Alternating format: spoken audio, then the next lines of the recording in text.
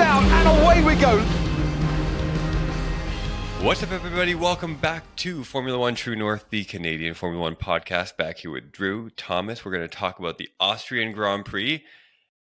And on our last episode, we were talking about how we needed a little spice in the race and in the series. And I think we finally got that with about a quarter of the race left. We definitely got a little bit of spice going on. So much to talk about. Drew, do you want to kick us off some key takeaways from this Austrian Grand Prix? Yeah, this is exactly what the F1 world needed. Everyone is super pumped about everything that happened. Obviously, no one wants Lando to be out of the points, but you know that lap 63 collision between Max and Lando is obviously going to give everybody something to talk about. I think it's the first time in a long time that Max has had to go wheel to wheel with somebody. And unfortunately, it's his good buddy, or was his good buddy, at least, Lando Norris. And, I was reflecting back and I was thinking that I think this is the first time that Lando Norris has had an opportunity to see Max Verstappen in this light. And, there's a lot of previous race winners and champions, through Max Verstappen's come up that has seen him race like this. And I think this is a eye-opening experience for Lando in terms of him seeing Max in a different light. I'm very much here for it. This is absolutely an awesome thing to have happen, because now what we've seen is there's a competitive car that Max needs to be worried about on a week in and week out basis. And that hasn't happened for a very long time. And I think it's fantastic. I think that, all the Netflix people and Drive to Survive people are going to be way too pumped about this. And I'm here for the rest of the season. I think it's going to be absolutely awesome. This was one of the races I am really, really glad I watched it live and not on a replay. It was very, very entertaining, especially like the last 10, 15, 20 laps. Holy, I'm glad no one got hurt in that incident, but we needed that. I think the sport needed that, and us fans needed that. We needed that entertainment, and that's exactly what happened. And did we get that entertainment? Because Lando and Max, out of all people, and that was a close fight, and essentially, Lando DNF'd and Max finished still fifth. But as you said, Drew, it's Lando got that first-hand experience, how Max can be so competitive. It's going to be very interesting to see the dynamic between these two, how it's going to change, if it's going to be changed going forward. So hopefully more close fights like this to come in future races.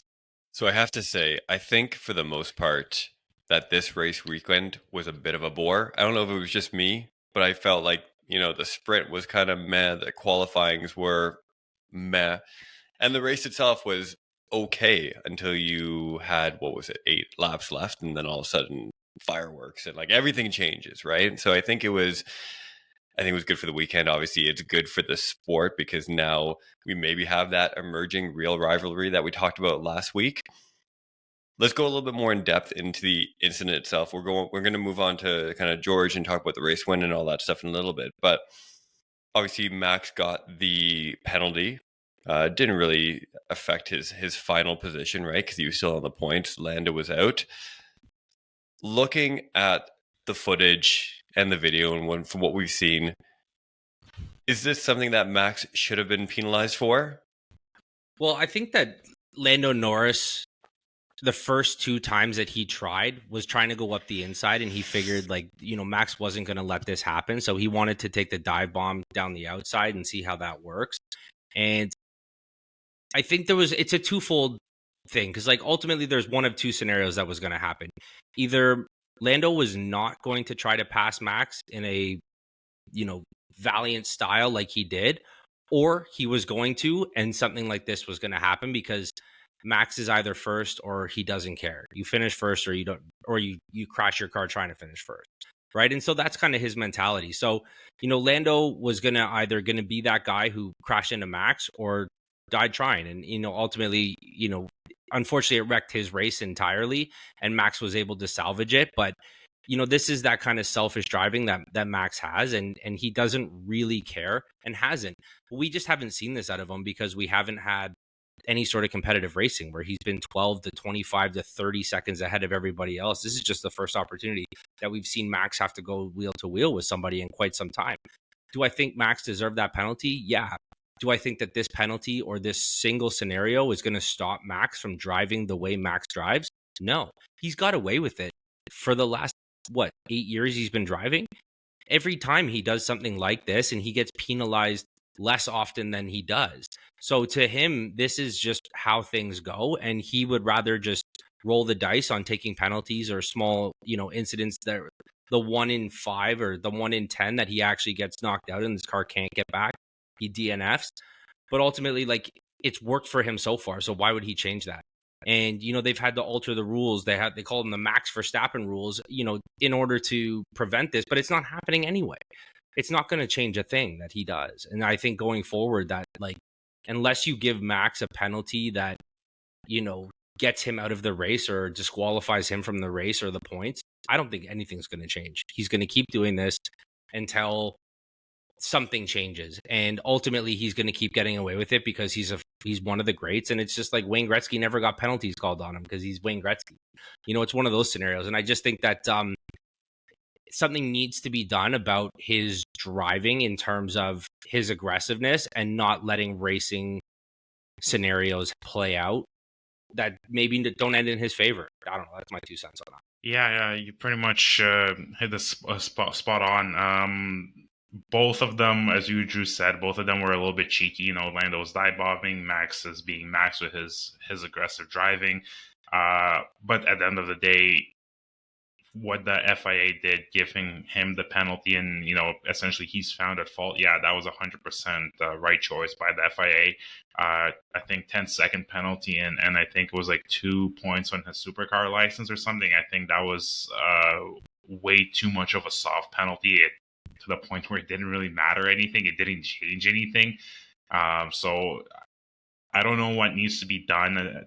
It should have been, I think, maybe a 15-second penalty. But then again, we're entering kind of uncharted territory there. And, some other drivers might argue it'd be too harsh if that was to happen to them. His driving is aggressive. He has that winner's mentality. He's there to win. Don't think much is going to change from his side unless something on the outside factors change. So yeah, I think he's gonna same as what Drew said. He's gonna continue driving like he does, and he's gonna take a chance. And if he gets a penalty, he's gonna walk with it. But a lot of the times, it's just FIA and they just look the other way and essentially let him be. So I'm not one to generally defend Max. However, in this particular instance, I don't know if it was a fully warranted penalty. And I'll kind of explain to you, my thoughts. And there are a couple of reasons for that. So the first one is, let's look at like Lando leading up to this incident. We talked about this with George Russell back in Canada, talking about, a driver who is now finding himself in a position more and more where he's in a competitive car, where he's competing for podiums and now wins. And I don't have the sense that Lando knows yet how to close out victories and win races the same way that, a Max, Lewis, Leclerc, whoever maybe has. Leclerc's a bad example. Get him out of here because he even has his own issues, right? But, like the really strong winners, no. I feel like a lot of those moves, when they were kind of closing the laps, leading up to that, they looked a little bit desperate, just kind of like sending it down on the inside and like hoping for the best, right? And there were a couple of them where, he locked up, he went off track, he kind of just threw it in there, Max went off track. Did he gain an advantage on that second round? Maybe. But looking at the actual incident itself, there was talk about whether he was braking or he was moving under the braking zone or whatever it might be. But, he was definitely squeezing Lando to the outside. But does that warrant that kind of penalty? And if it wasn't Max, would that penalty be still handed out? I'm not sure, right? But to me, it almost seemed it seemed like there was some finesse missing on Lando's side, right? Because he's new to be in these positions, and I think he's still trying to like figure it out. And a lot of his driving seemed impatient.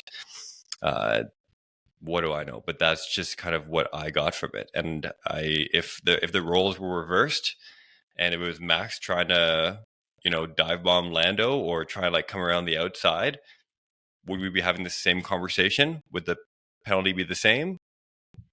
I'm not convinced it would be. Well, let me throw it back to you this way then, Walker. Remember when Lando went off track, gained the advantage, and immediately gave that position back? Yep. Do you think if Max did, like, let's say they didn't collide and Max gained that position from going off track and coming back on, do you think Max would have given that up without, like, instinctively?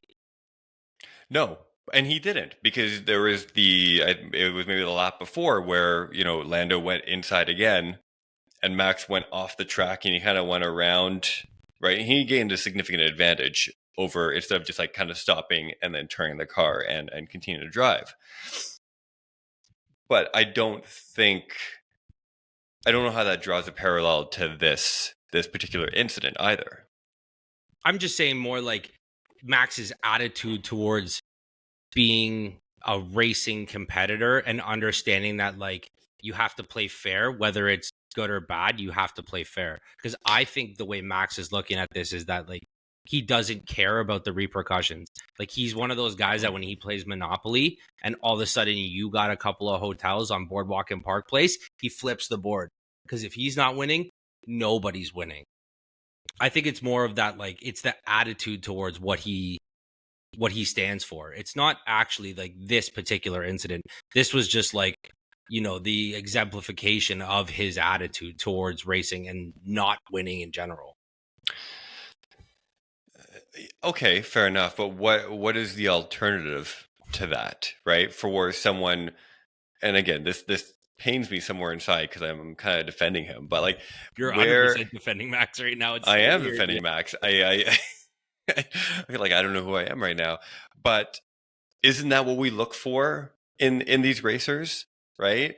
Like this kind of like killer instinct, like eye on the prize, really pushing the limits. Like we say we want this in a racer, and in like these dominant, legendary racers, whether it's Max or Lewis, especially in his early days, or Alonso, Kimi, Schumacher, whoever it might be, right?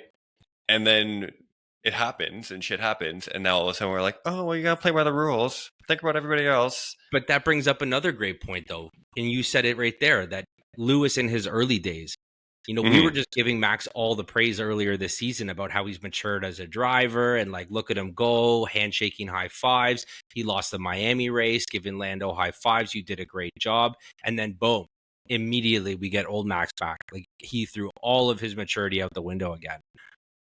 And was like, to me, this was an on-track temper tantrum to him not being able to win. He was like, damn, this is being threatened right now. Because he could have avoided it. I watched it happen. He didn't have to. So could have Lando, though. I think Lando was coming in way too hot. And I'm not giving him the free pass, but I'm just saying that, like, Max could have avoided it, and Lando was not in a position to be avoiding anything. Well, so, like, I don't know whose point you're arguing right now, because there is definitely a shared fault, and as a result of that, again, the penalty, I just don't know if it was anyone else, if that penalty would have been there, and whether it feels proportionate to the actions on track. I don't know, Thomas, what do you think? You know what? It's the reason this incident also, I think, happened is because it wasn't the beginning of the race. It was coming to an end. Pressure was on, time was on, and both of them were starting to get clumsy. Shared fault, 100%. But I don't know. I'm kind of torn on this as well, because Max was first. He has that winner's mentality. He's not going to give it up easily. Lando's tasted first place. He wants to taste that again, so he's going to give it all he's got.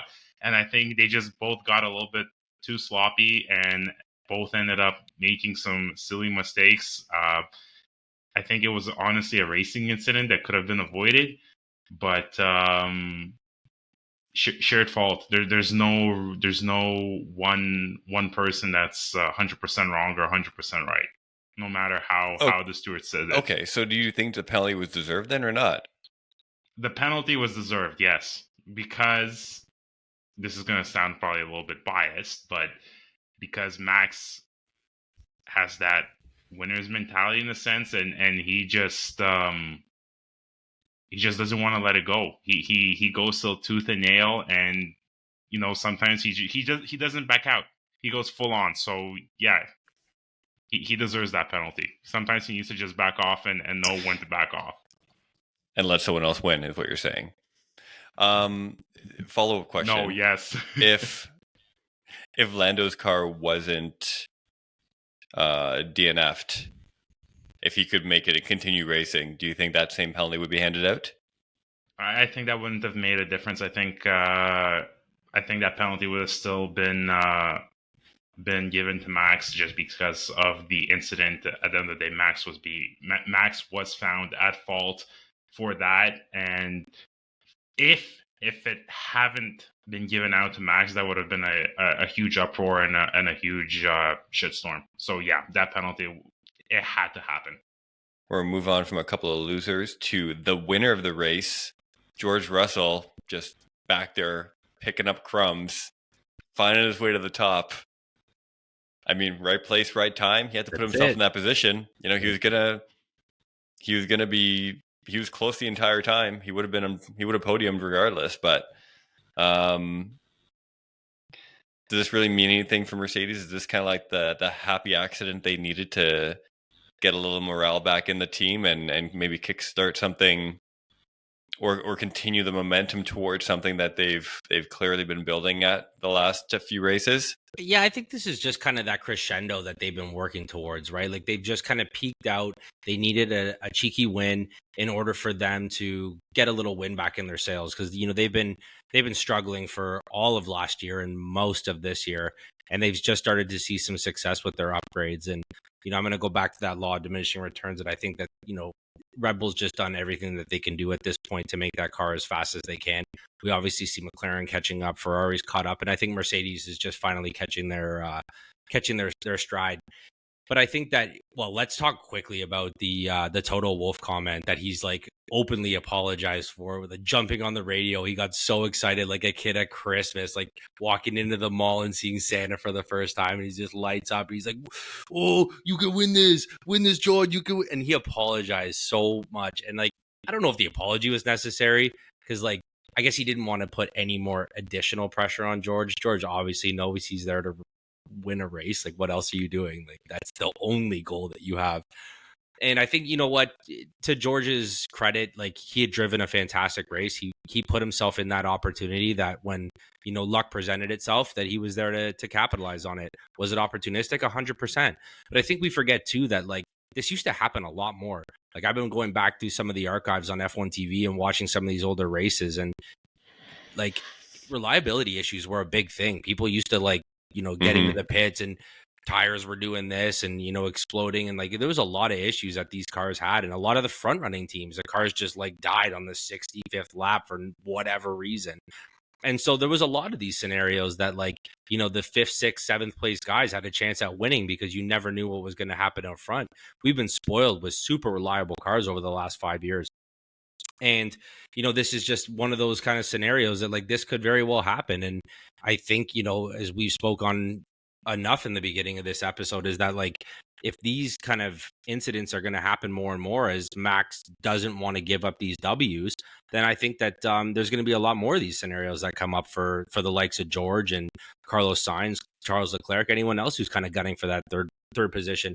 And I would argue that if this race was another 5 laps longer, that Oscar had a really good shot at the win, and he had a fantastic race. So yeah, hats off to the guys who made it on the podium as a result for frickin' Frack getting a little feisty in the front 2 seats.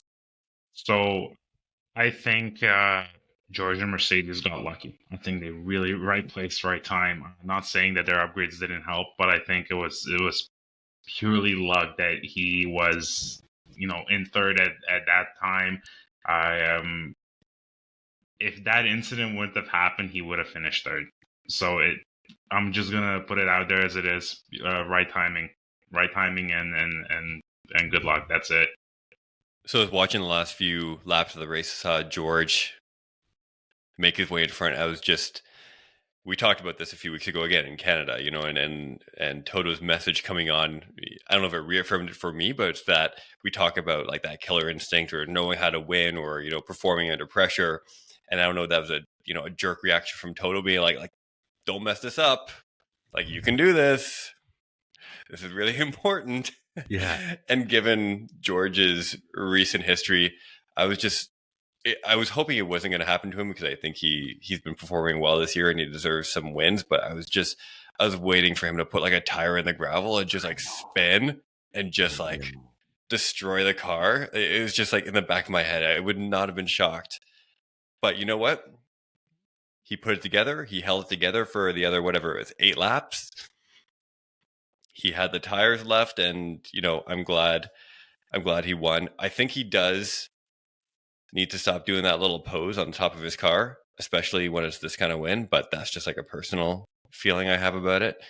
I'm kind of loving it. Are you? Yeah. I like that he's committed to it. Like, it kind of started out as a joke, and then he did it, and then now it's just his thing.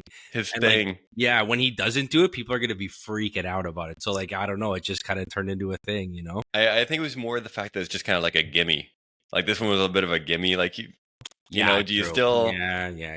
Like, pole position, I get it. Like, a hard-fought win, I get it. If you kind of, happenstance your way into a win... I don't know, but it was very short-lived. It was quick. Yeah, he was quick with it. Yeah, he did not hold it out, which which I'm also really happy about. Anyways, good for George, good for Mercedes. Glad they got a win under their belt. We'll see what happens. Home race for everybody next week. Yeah, Jesus. Mercedes, George, Lewis, McLaren, Aston Martin. It's amazing how many. I mean, Red Bull to an extent, since their actual factory. Albon, half of Albon. Okay, we'll look forward to Silverstone in a second because that's always a big race. Winners and losers on the weekend, really quickly, Drew. One winner, one loser. Who do you got? Quick winner, I'm going to say George Russell. Obviously, that's, he was in the right place at the right time, like we mentioned, but I think he has been doing so well all year. I think he's up 8-2 on Lewis in terms of out qualifying him. Like, I think he's just been a fantastic driver. And, we've mentioned this on previous seasons before in the podcast, is that, Mercedes is just good at being consistent. And this is one of those situations where your consistency rewards you with a win because you were there to pick up the pieces when things fell apart at the front. And, that is how Mercedes made it past Ferrari last year in the Constructors' Championship, was just being consistent. So hats off to him. Quick loser for the scenario was definitely Checo Perez. When you have the guy in front crash, come back to the pits with 3 tires, get a fix, come back out and still beat you. Not just beat you, but beat you by 15, 17 seconds, whatever it is embarrassing. Absolutely embarrassing. I am super curious to see how Helmut Marko reacts to this, because I know that racist old bugger is like a millimeter away from firing this guy, regardless of his sponsorship money. So I'm gonna say the winner was I'm gonna say Pierre Gasly. He performed pretty well. Finished in the points. Solid race, honestly, very solid late race. The loser would probably be obvious choice would be Logan Sargent, but I think Fernando Alonso. Whatever they're doing at Aston Martin, they're not doing it right. And whether it's the upgrades, whether again same as last year, they kind of almost went a step back. They're just not performing, and something has to change. But in regards to an Alpine, wow, if Pierre puts on constant drives like he did, it's going to be a challenge to the other teams as well. I am gonna go. My winner this weekend is going to be Daniel Ricciardo. He had a solid weekend, outperformed Yuki, which has not happened a lot this year. So I'm happy to see him put together, a decent race. He got some points. My loser, I gotta go with Checo again. You talked about the race. That was a great way of putting it. the fact that on a lap that takes you about like a minute and whatever 5 seconds to complete, he's lapping a second slower per lap is just unbelievable. There can't be that much. We can have the discussion until we want about whether cars are suited more for one driver or the other, or built from one driver to the other, but a second is like a massive delta, especially on a track that short where it's usually milliseconds that are deciding places. So I have no idea what's going on. A couple of other winners and losers. Moving on to the teams, let's talk a little bit more about Haas, because they have had some solid performances the last few weeks. The qualifying has been solid. Thomas, I know you had some thoughts on this. Take it away. Yeah, so I was thinking about that while watching the race, actually, and it really got me thinking, what exactly changed at Haas that they became actually competitive and not the last team anymore to finish? Obviously the leadership changed, but what ignited per se that spark for the drivers to perform? What was the secret formula? That's what I keep on, thinking in my thoughts. What exactly changed? Was it like motivational speech that got the drivers pumped up, or they were told something, push in and don't be afraid, that something Gunther Steiner didn't do? Maybe the drivers are afraid of Gunther Steiner. So I'm starting to like Haas as a team because they're actually performing relatively well compared to others. But at the same time, now I'm thinking about Kick Sauber. Is Kick Sauber becoming the old Haas? I mean, Kick Sauber, both of their drivers and Logan Sargent are pointless so far this season. And I know they're a whole new team and everything, but they just been constantly plagued with errors on their cars, with the wheel nuts, from wheel nuts to slow pace to just not performing. And Valtteri Bottas is a pretty decent driver, and even he can't perform. He was amazing at Mercedes, but all of a sudden now, pardon my language, he's kind of shit there. So what's going on there? So those are my two winners and losers from the teams. For Logan Sargent, this has nothing to do with him. As this talk has absolutely nothing to do with him. It's about two completely separate teams, and somehow he gets roped in with the two Sauber drivers. I don't know, man. Yeah, we're talking about Haas doing absolutely stellar despite their history, and how Kick Sauber has kind of dropped down, and then we still managed to somehow shit all over Logan Sargent. The two Sauber drivers and Logan Sargent are doing absolutely. You know what? Just my 2 cents on that, Thomas. Yeah, I know you brought that up, and I thought it's a great point, because you know what? Haas used to be the laughing stock of F1, and they were just kind of that like whatever team at the back of the grid.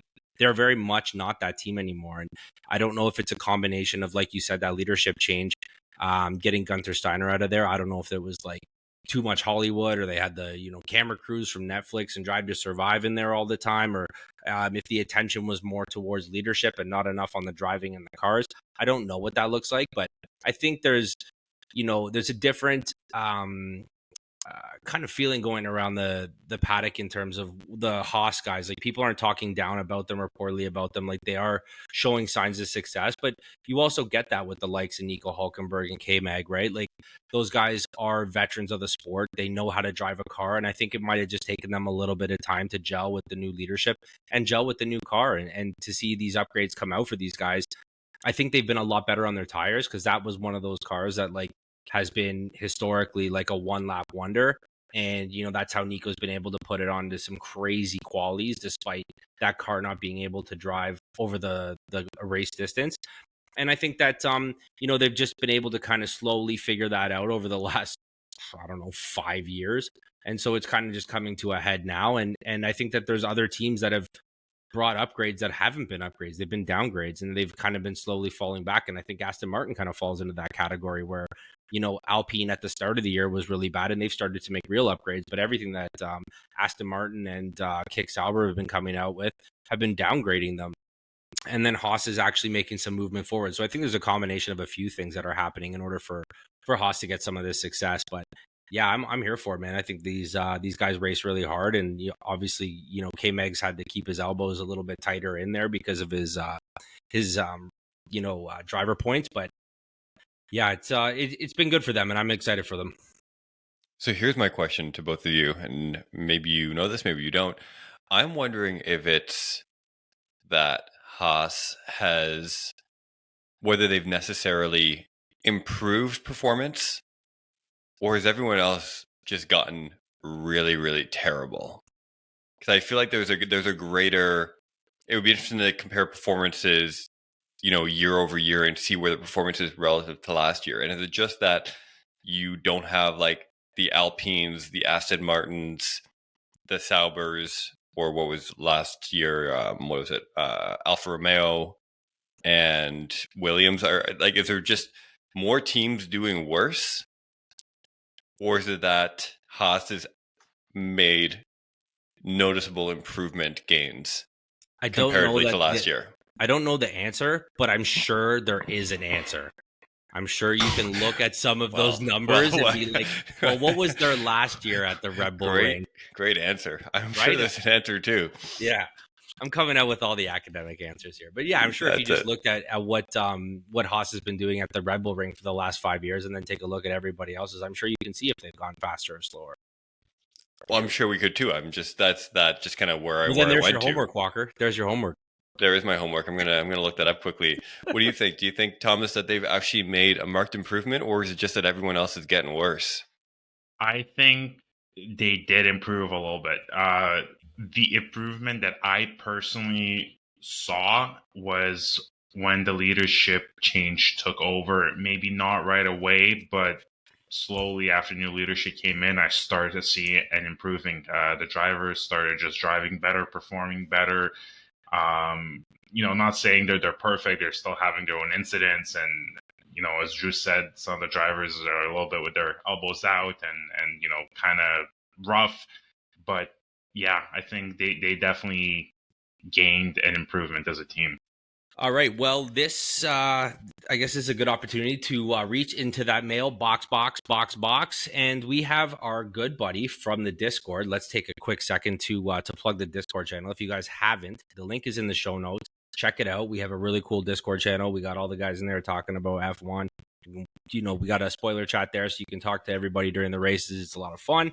And we have a mailbox where you can put in some questions and we will do our absolute best to answer them and or just chat about it, whatever's relevant to you guys and what you want to hear. So our boy Mike Zanin has reached out and he said last year Perez was on the cusp of being let go unless his performance improved. This year's he's doing much worse, but they signed him on for 2 years, 1+1. But yeah, we get you. Is Red Bull actually creating this disparity? And if so, why? Well, Mr. Zanin, we appreciate your question. And I don't know if Red Bull is doing this on purpose, but I think my immediate answer is Checo comes with those Mexican pesos and a boatload of them. And I think that if Checo did not have all those Telmex sponsorship dollars, Checo would have been long gone. Like I alluded to earlier, I think that old racist bugger, Helmut Marko, would have had this guy. Gandhi's, sayonara. He's out of here. Checo out.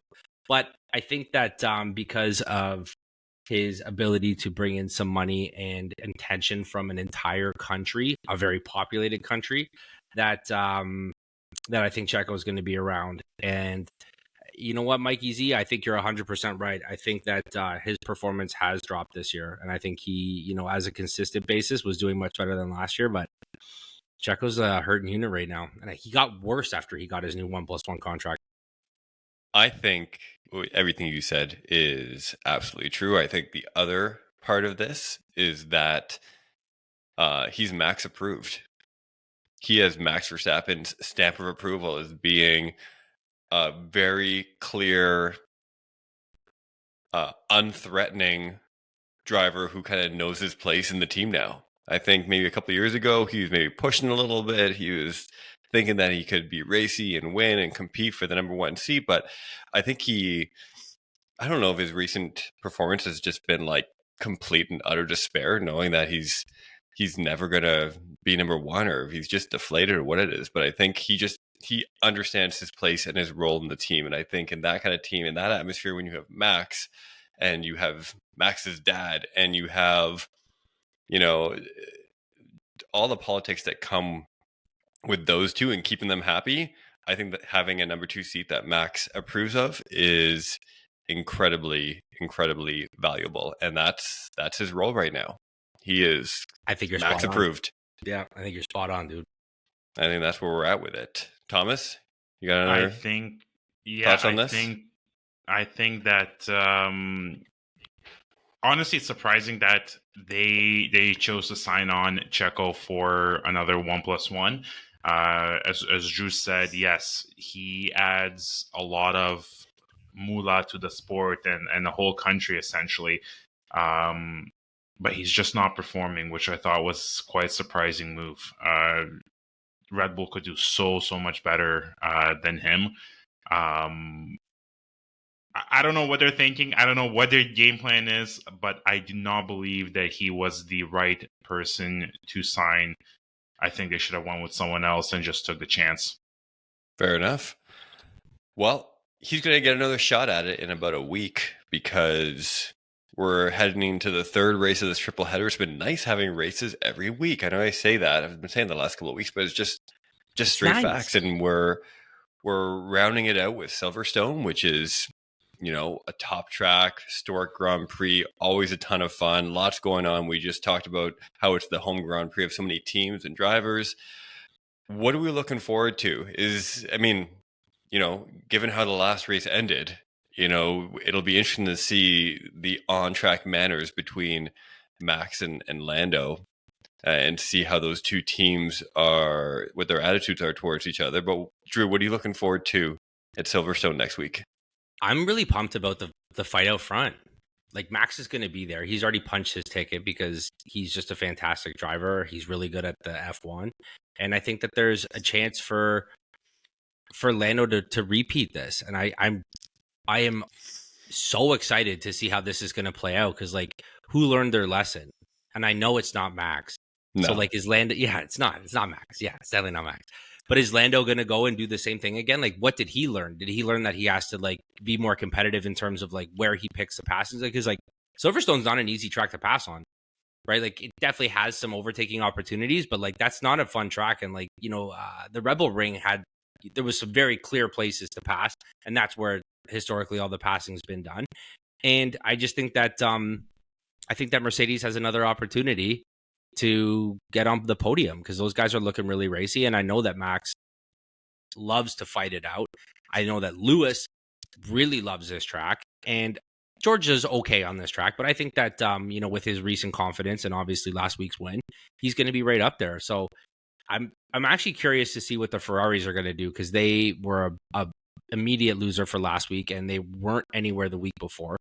And so I think that there's an opportunity for Ferrari to come back out with a winning mentality and put some points on the board, some well-needed points on the board. Just before, Thomas, you give us our thoughts, I just want to clarify, did you just, at the beginning of your whole talk, say that Max is really good at the F1? Yes. Just want to clarify that. Really Thank you. At the F1. Yeah. At the F1. Okay, good. Mm-hmm. Thomas, what do you got for this weekend, Silverstone? You know what? As Drew read my mind, I really, really hope to see the same fight between Max and Lando. That was really entertaining. I think Mercedes got a little bit of a good job, you know, being on the podium. I think they're gonna bring out their top A game, and they're gonna fight for the points. Yeah, I that's what I'm looking forward to the most, actually. Like, Lando and Max's fight, and see how the racing between those two are gonna go. Great track, gonna be fun. Lots to settle from last week. You know, I don't think Max will change a thing, because he's Max and he doesn't, and I don't think Lando's going to change a thing either, because now I think he feels like he's owed. now he's in it. Now he's in the thick of it. Now he's a little salty. So it's gonna be fun to see those two duke it out on track. And I'm gonna be there for all of it. Really quickly, this is actually really nice because before we used to preface our predictions with the fact that Max was either number one or the fact that he was, how many seconds in front he was going to be. But I don't think we need any of that right now. So predictions, top three on the podium, Silverstone. Drew, go. I'm going to go Lewis Hamilton. I'm going to go Oscar Piastri and Max Verstappen. Thomas? I am going to go Piastri, George, and Lando. All right. I'm going to go Hamilton. Let's go George and Leclerc. Okay, we like it. There we go. We like it. I think that I'm going to put it out there. I think Lando and Max are going to take each other again. I like it. Why not? You're right. Yeah, let's throw it out there. Yeah, let's do it up. Well, the good thing is we only have a couple of days left until we get to find out. Looking forward to it when we will be back all next week. Hopefully all of us. Hopefully Eddie's back. Talking about the Silverstone Grand Prix, recapping everything, talking about any crashes, whether anyone deserves any penalties, who knows. But Maybe we'll be here driver for signings. I'd like to hear driver signings. Carlos Sainz come out with something. Yeah, I'd like to have a little bit more solidification in terms of where these guys are going to be sitting next year. Yeah, because you know what? I think we can talk about this next week, but I feel like he might be waiting a little bit too long. I think he's slowly burning a few bridges by kind of taking his time and seeing if the grass is greener. But another conversation for another day, because this has been Formula One True North, the Canadian Formula One podcast. Don't forget to rate, subscribe, tell your friends, join the Discord. All the links below. We're on Instagram, all the places. And that's it. We'll talk to you next week, recapping Silverstone.